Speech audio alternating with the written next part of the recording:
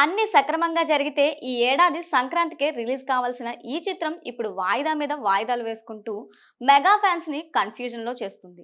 గతంలో రిలీజ్ చేసిన టీజర్ లో గ్రాఫిక్స్ నాసిరకంగా ఉన్నాయని, ఏఐతో చేసి చేతులు దులుపుకుంటున్నారంటూ తీవ్ర విమర్శలు రావడంతో మేకర్స్ అప్రమత్తమయ్యారు.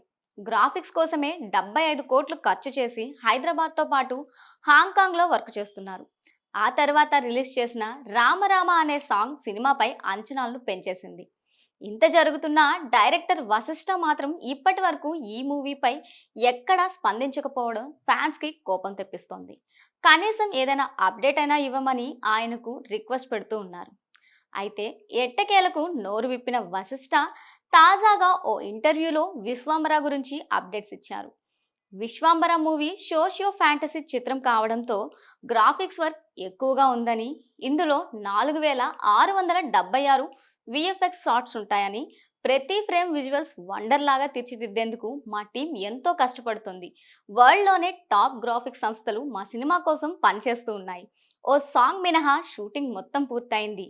అది ఐటమ్ సాంగ్ కావడంతో చిరంజీవి రేంజ్కి తగ్గట్టుగా చిత్రీకరిస్తున్నాం. పోస్ట్ ప్రొడక్షన్ పనులు పూర్తి కాగానే రిలీజ్ డేట్ను కూడా ప్రకటిస్తామంటూ అప్డేట్ ఇచ్చారు వశిష్ఠ.